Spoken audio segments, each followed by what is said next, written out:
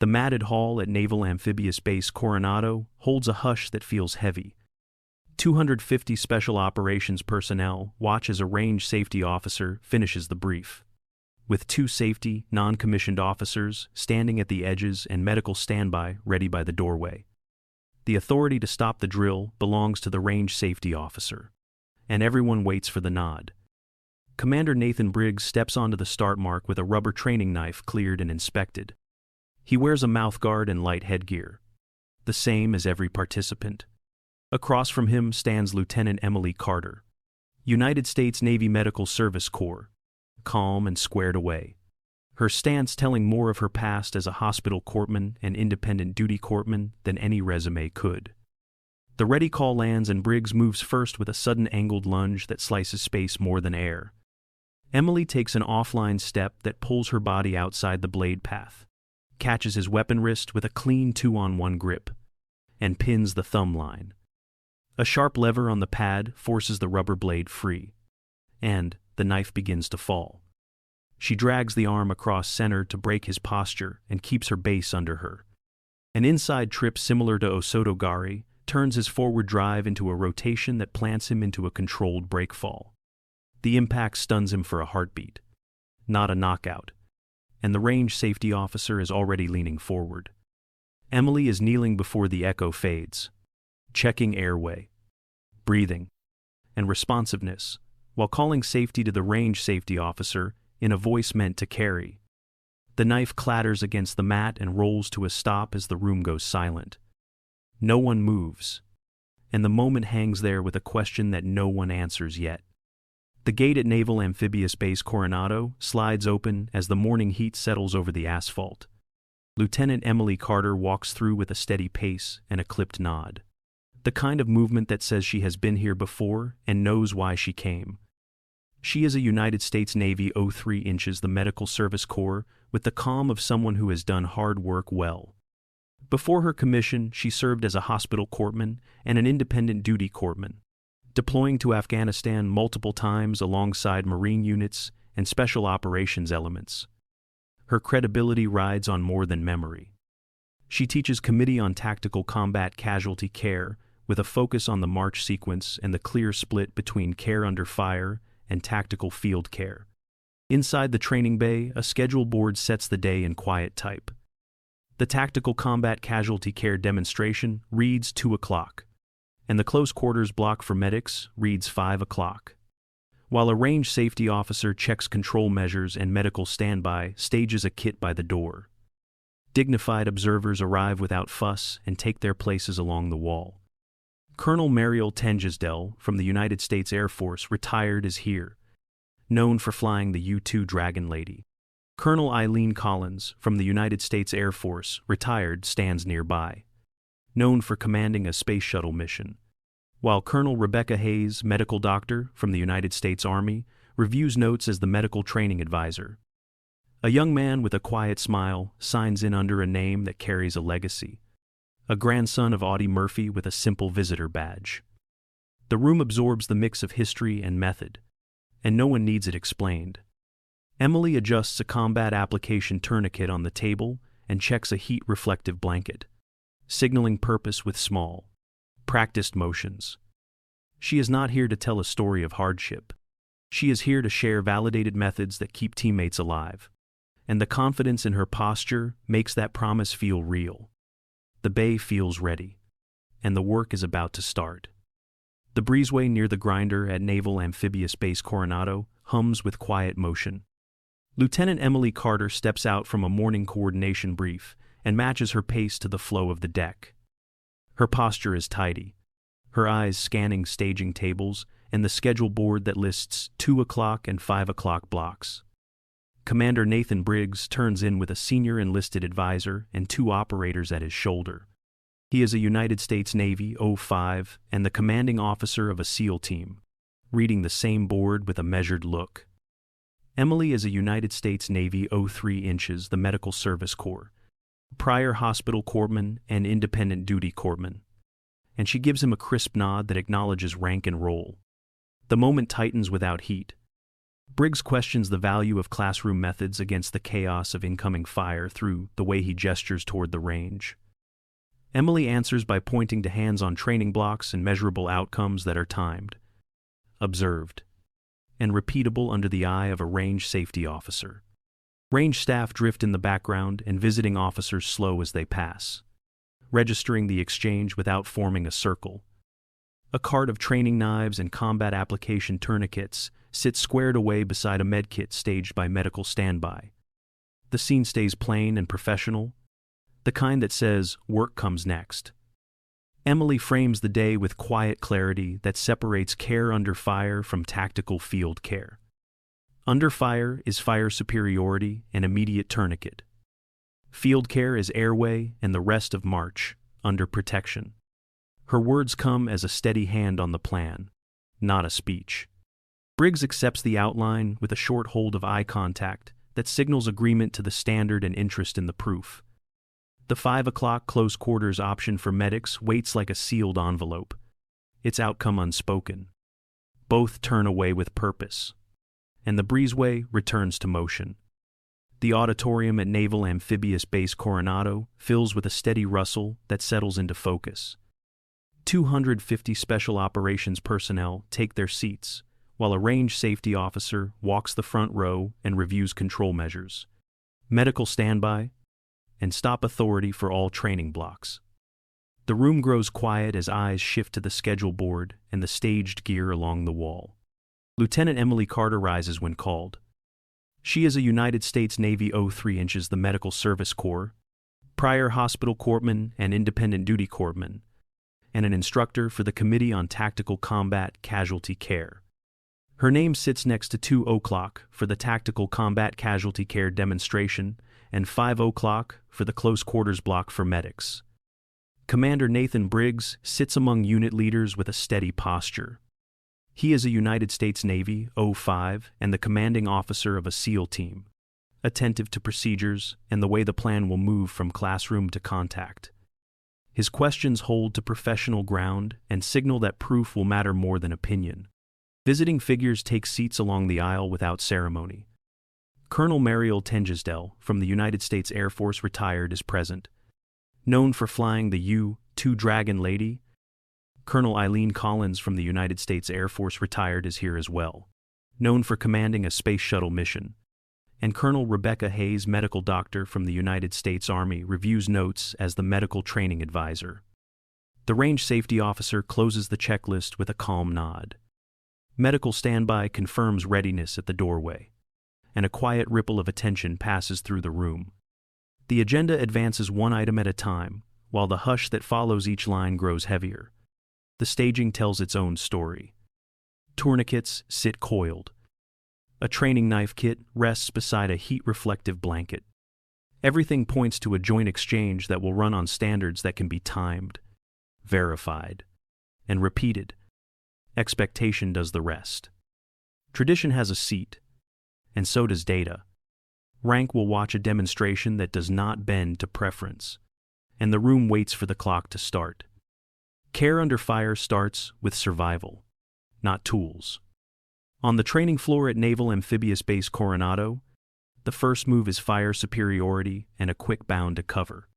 Massive hemorrhage control follows with a combat application tourniquet, or a soft tactical tourniquet, applied high and tight, even over clothing if needed. Airway work waits until there is cover and security. The range safety officer owns stop authority and medical standby is ready at the doorway. So the drill mirrors real conditions with guardrails. Once security is called, tactical field care begins and the tempo shifts from chaos to clear steps. Lieutenant Emily Carter sets a partner for security and moves into the march sequence. For airway, she sizes a nasopharyngeal airway from nostril to earlobe, adds lubrication, and places it smoothly. Chest rise and easier breathing confirm success in under 15 seconds, and the stopwatch later freezes at 0:40. Spoken as 40 seconds for voiceover. A compromised airway that resists simple measures gets an advanced option only under cover with a trained provider. A surgical cricothyrotomy is executed with deliberate economy, aiming near 60 seconds from incision to tube placement, and always under medical authority. The range safety officer watches the lane while the medical provider owns the clinical call. Respiration is next. Signs of tension pneumothorax prompt needle chest decompression at the correct site along the mid to anterior axillary line in the 5th intercostal space, followed by monitoring for improvement. Circulation follows with a rapid blood sweep, hemostatic gauze packing when indicated, and continuous tourniquet reassessment to confirm control. The sequence finishes with hypothermia prevention and head injury awareness. A heat-reflective blanket goes on early, and exposure is minimized to protect clotting. Every action stays grounded in roles that are real, measured, and repeatable, and the room feels that steady confidence as the drill ends. Lighting drops to a training low inside the bay at Naval Amphibious Base Coronado. A smoke machine pushes a thin haze, while recorded battlefield noise builds to a controlled roar. At the control panel stands the range safety officer with clear stop authority and a hand on the kill switch. Medical standby waits at the doorway with a stocked kit and a clear path to the mat. Commander Nathan Briggs selects a difficult scenario and then steps back to observe. Role players take positions as casualties, while a designated security partner clips in beside Lieutenant Emily Carter. Simulated fire cues pop and Emily moves in short bounds to cover, letting the security partner call the safe condition. Once the all-clear lands, she shifts to tactical field care with steady economy. She kneels at a high-fidelity airway trainer while a consenting live role player helps with head tilt and positioning under the eye of the medical provider. Lubrication goes on. The nasopharyngeal airway is sized from nostril to earlobe, and placement is smooth, with chest rise on the simulator. A stopwatch freezes at 0:40 and the narration will read it as 40 seconds.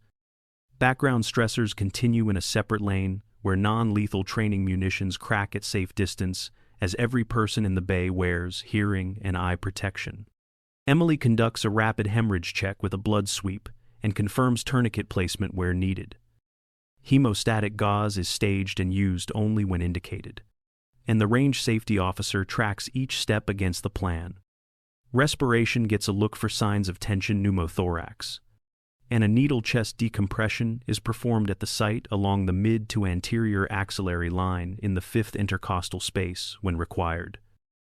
Monitoring follows while the security partner watches the lane. She finishes with hypothermia prevention by pulling a heat-reflective blanket over the patient and minimizing exposure as head injury awareness guides every move. The medical provider maintains authority over clinical calls, while the range safety officer owns go or no-go decisions. Briggs keeps his place on the edge, deferring to both authorities and letting the sequence breathe. The room feels the shift that clean execution brings as noise becomes background and small movements say more than words. The classroom off the training bay settles into a low hum as notebooks close and gear straps click. A range safety officer works through the last boxes on a paper checklist, then rests a pen on the table and waits for the room to focus. Chairs shift, shoulders square, and attention settles. Commander Nathan Briggs stands near the whiteboard with a calm, steady posture. He frames combat as brutal and instinctive, a place where noise and shock punish hesitation. His tone stays professional, and his eyes move across unit leaders who know that reality well. Lieutenant Emily Carter answers from the front row with the same calm the team saw on the floor. She separates care under fire from tactical field care in clean language that lands without friction. Under fire is fire superiority, movement to cover, and tourniquet first to stop the bleed that kills fast. She moves to the second phase once security exists. Field care is airway, and the rest of march under protection, done in order and verified. The room notes how her points tie to measurable drills and visible results rather than opinion. Colonel Rebecca Hayes, medical doctor from the United States Army, nods as the medical training advisor. She confirms current Committee on Tactical Combat Casualty Care guidance and keeps the focus on standards that cross units. Visiting officers hold a quiet line along the wall and let the exchange breathe. The schedule gets one more look that connects 2 points in the day. 2 o'clock was the Tactical Combat Casualty Care demonstration, and 5 o'clock brings close quarters options for medics. No one replays scenes, yet everyone feels how the pieces fit. Questions land with pauses that feel like weight, not heat.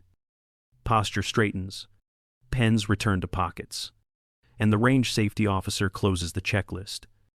The room is ready for the next MAT session, with effectiveness and survivability set as the only goals that count. The matted training hall at Naval Amphibious Base Coronado gathers a steady quiet as the afternoon close quarters block begins. Word moves through the room that the announced co-instructor has been called away for a family emergency, and the plan shifts without drama.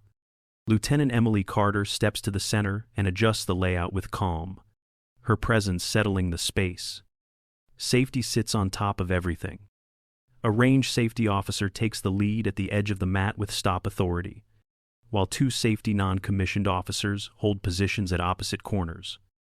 Medical standby waits within sight, and mouth guards, light headgear, and rubber training knives have been inspected and staged.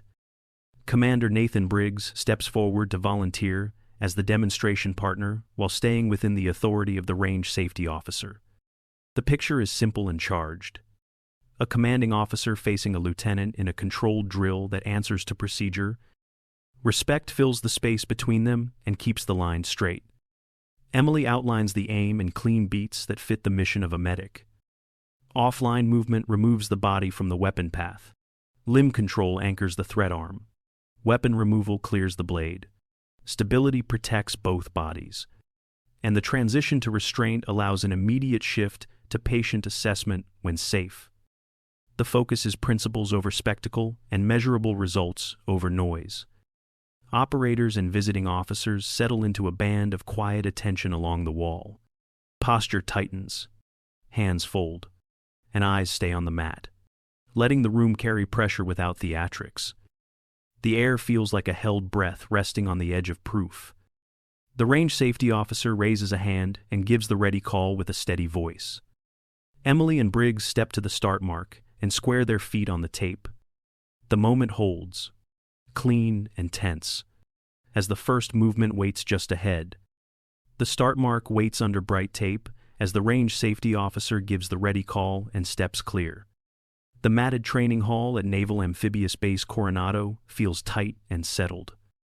250 sets of eyes hold on the center of the floor. Commander Nathan Briggs moves first with a quick feint to the high line that draws the gaze upward. He drops into a low-line thrust with a rubber training knife that has been inspected and cleared. His base stays driving, and his shoulders commit to the line. Lieutenant Emily Carter takes an offline step that slides her torso out of the blade path. She establishes a 2-on-1 wrist control with proper thumb alignment and keeps her head outside the shoulder line. Her hips stay under her, and her feet do not cross.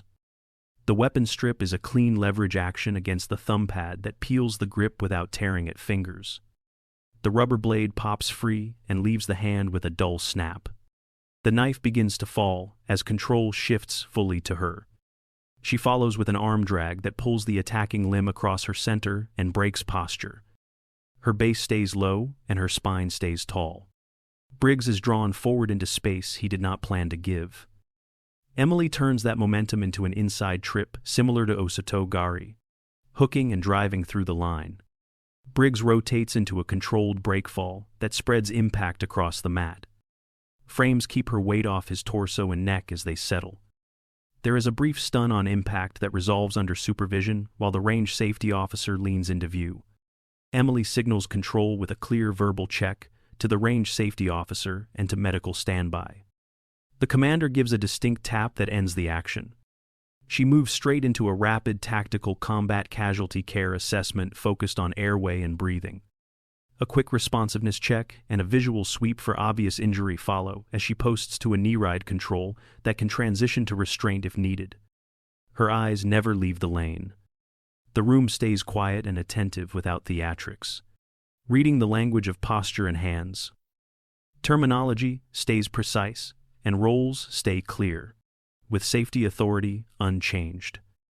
The sequence ends on the kind of silence that follows competence. The edge of the matted hall at Naval Amphibious Base Coronado feels steady again. The range safety officer confirms the area is safe, and medical standby clears a quick check with a nod that carries. The crowd exhales and leans in for what comes next. Lieutenant Emily Carter steps forward with the measured calm of an instructor. She outlines in plain language what the room just saw and why each piece mattered. Her aim is simple and strict. End the immediate threat quickly and safely, then move under protection to patient care. She breaks the action into principles tied to Tactical Combat Casualty Care. Offline movement, remove the body from the blade path. 2-on-1, limb control with proper thumb alignment, fix the thread arm.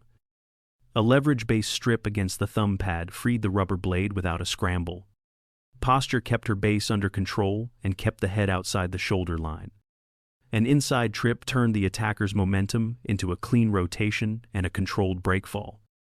The transition went straight to restraint and assessment, so the situation stayed safe for both people. She points to the rapid airway and breathing check that followed. That check served as a natural bridge into the march sequence, once security existed. The method stays the same, no matter who is on the mat, because the steps are objective and repeatable. Commander Nathan Briggs returns after a brief medical look and gives a small acknowledgement that recognizes the professionalism of the process. No theatrics follow, and no one needs them. The chain of command stays clear in the room. The range safety officer retains stop authority, and the medical provider retains medical call authority. Emily closes on why it matters. These actions are measurable and teachable. They protect teammates, and they travel across units without losing shape. The tone stays calm, respectful, and quietly proud as the lesson lands on clarity and competence rather than noise. 3 days later, the training hall at Naval Amphibious Base Coronado is thinning out. Lieutenant Emily Carter works at a packing table, coiling straps and stowing marked gear while administrative staff finalize sign-out on a clipboard. The echo in the nearly empty bay makes small sounds feel larger than they are. A range safety officer finishes a last sweep and posts the area safe. Commander Nathan Briggs pauses outside the matted space after the safety call and gives the room a careful look. He steps closer with the steady presence of a United States Navy 05 and commanding officer of a SEAL team. He owns his earlier skepticism in clean, professional terms that point to the mission. What matters now is effectiveness, survivability, and the value of training blocks that can be measured and repeated. He nods to the way Committee on Tactical Combat Casualty Care guidance shaped every decision on the mat. He asks for Emily's input on integrating specific modules into SEAL team sustainment and pre-deployment refreshers. Care under fire tourniquet drills go first, followed by tactical field care airway blocks, timed for 40 seconds with a visible standard. Adaptive close quarters options for medical personnel finish the set, so threats end quickly and patient care begins without delay. Emily answers with humility and clarity that keep attention on standards, replicable results, and support to any unit that adopts the blocks. She offers to provide checklists, timing criteria, and after-action templates that travel well between teams. The clatter of a Pelican case closing marks the end of her packing. Roles stay clear as they talk. Briggs speaks for his command. The range safety officer retains stop authority during training, and medical authority sits with the provider for clinical calls, no matter who is watching. The bay grows quiet in a way that feels like forward motion rather than an ending. They agree to coordinate with Colonel Rebecca Hayes, medical doctor from the United States Army, on the Cross Branch Initiative. A practical path forms from a single demonstration to shared standards, and the room seems to hold a little more purpose as the lights go off. The Cross Branch Initiative launches at Naval Amphibious Base Coronado with a practical feel and a clear purpose. Navy SEAL teams, Army Rangers, Marine Raiders from Marine Forces Special Operations Command, and Air Force Pararescue stack into a shared space that looks more like a lab than a stage. Lieutenant Emily Carter stands beside Colonel Rebecca Hayes, medical doctor, United States Army. Co-leads ready to turn proven steps into common ground. Emily is a United States Navy 03 inches, the Medical Service Corps, and a prior hospital corpsman and independent duty corpsman. Colonel Hayes serves as the medical training advisor and anchors the clinical standards. Together, they brief a curriculum that blends tactical combat casualty care with adaptive close quarters options for medical personnel using measurable checkpoints. Care under fire is defined in exact Committee on Tactical Combat Casualty Care language. Fire superiority comes first, then rapid movement to cover, then immediate massive hemorrhage control with a combat application tourniquet or a soft tactical tourniquet applied high and tight, even over clothing if needed. Airway and everything that follows waits until security exists. Tactical field care follows march in tight, teachable blocks. Nasopharyngeal airway insertion is sized from nostril to ear lobe, lubricated, and placed under 15 seconds with verification by chest rise and easier breathing. A surgical cricothyrotomy is an advanced option for a trained provider under protection, targeting near 60 seconds from incision to tube, with the medical provider owning the call. Respiration is addressed with recognition of tension pneumothorax and needle chest decompression at the correct site along the mid to anterior axillary line in the 5th intercostal space, followed by monitoring. Circulation includes a rapid blood sweep, hemostatic gauze packing when indicated, and continued tourniquet reassessment. Hypothermia prevention arrives early, with a heat-reflective blanket, and head injury awareness stays in view throughout. Data practices make the blocks repeatable. Timed evolutions use a visible stopwatch that lands at 0:40 for the airway block, and the narrator speaks it as 40 seconds. Pass or retrain criteria. After-action reviews. And safety audits are logged, with a range safety officer overseeing floor control and a medical provider confirming clinical accuracy. Close quarters options for medics are graded by clean weapon removal, control positions that allow restraint, and an immediate transition to patient assessment without unnecessary force. Commanders set training objectives. The range safety officer owns stop authority on the floor, and medical authority rests with the provider for clinical calls. The tone stays confident and pragmatic as unit silos fall away, and any team can run the same block at 2 o'clock or 5 o'clock and get reliable results. 6 months later, the training room at Naval Amphibious Base Coronado looks brighter and newly outfitted. Light bounces off clean mats while tables sit squared away for a fresh cross-branch session. The atmosphere feels calm, focused, and ready for work that matters. Commander Nathan Briggs, United States Navy 05 and commanding officer of a SEAL team, stands before his formation with visible respect. Several female operators hold places in the ranks, the first for his unit, and no one treats it as an event. Professional attention flows to the front of the room. Lieutenant Emily Carter, United States Navy 03 inches, the Medical Service Corps, and prior hospital corpsman and independent duty corpsman, takes position beside a screen. The display shows the march sequence and a simple flow that separates care under fire from tactical field care.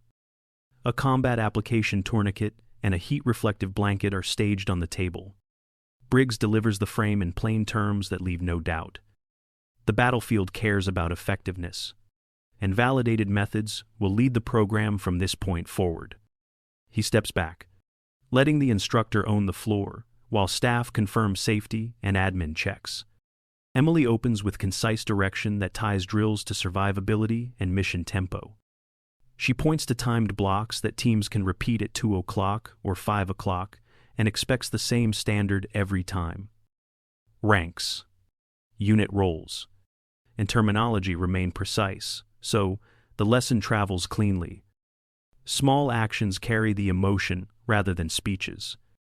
A timer clicks to reset, and hands rise to eye level as people lean forward into the first rep. Emily cues the first evolution, and bodies move with purpose. And the room feels different because expectations now point to measurable, teachable effectiveness. Open with a 7-second hook that shows a slow-motion rubber training knife drop, a close breath spike on the mic, and a bold title card that reads 250 operators. 1 demo, 0 excuses. Hold the last frame 1 heartbeat before the first cut. Outline a 1-minute short that matches the events at Naval Amphibious Base Coronado. Spend 10 seconds on setup that hints at skepticism through body language and staged gear without dialogue. Move smoothly into the teaching beats.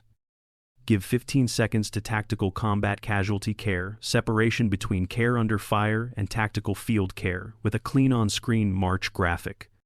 Keep camera on the board and hands so the audience sees steps, not faces. Maintain clear narration that moves with the visuals. Use 10 seconds to show a nasopharyngeal airway and a visible stopwatch hitting 0:40, spoken as 40 seconds.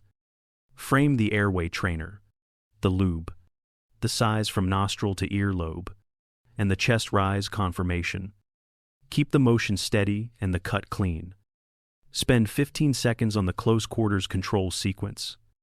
Show offline movement, 2 on, 1, wrist control, the leverage strip against the thumb pad, the arm drag, and the inside trip with a safe break fall. Let body language and mats carry impact, not sound effects. Close the short with 10 seconds for a respectful handshake and the simple lesson on effectiveness. Let the room settle and end on a soft rack focus to the schedule board. The audience should feel closure and curiosity at the same time. Map an 8 to 12 minute long version that follows story beats while intercutting B-roll of a combat application tourniquet, hemostatic gauze, a heat-reflective blanket, a training knife, and a schedule board. Lower thirds should read United States Navy Medical Service Corps Lieutenant, SEAL Team Commanding Officer, Tactical Combat Casualty Care, March. Keep terms exact and consistent. Detail set safety for filming with a range safety officer holding stop authority, a medical provider on standby, mouth guards and light headgear for mat work, and rubber blades inspected before each take. Keep non-lethal training munitions in a separate lane with hearing and eye protection. Balance recorded battlefield noise so narration stays clear. Explain camera coverage for clarity and pacing. Use wide for context, medium for technique, tight for hands, and a clean insert of the stopwatch at 0:40 read as 40 seconds. Place voiceover naturally to blend spoken cues into the narrative. Then end with a brief call to action that invites viewers to learn the difference between care under fire and tactical field care under controlled supervision. The story closes in the same place it proved itself. Naval Amphibious Base Coronado now holds a program that runs on standards rather than noise. The room feels settled because the work has roots. Lieutenant Emily Carter stands as a professional who let measured results do the talking. She is a United States Navy, 03 inches, the Medical Service Corps, and a prior hospital corpsman and independent duty corpsman. Her posture says the method will outlast any single day. Commander Nathan Briggs did his job as a leader. He is a United States Navy 05 and the commanding officer of a SEAL team who chose effectiveness over ego and back standards that can be timed and taught and repeated. That choice changed the tone in the building. The key shift holds steady without a replay. Care under fire stays separate from tactical field care, so decisions match conditions. The airway block lands in 40 seconds only when protection exists.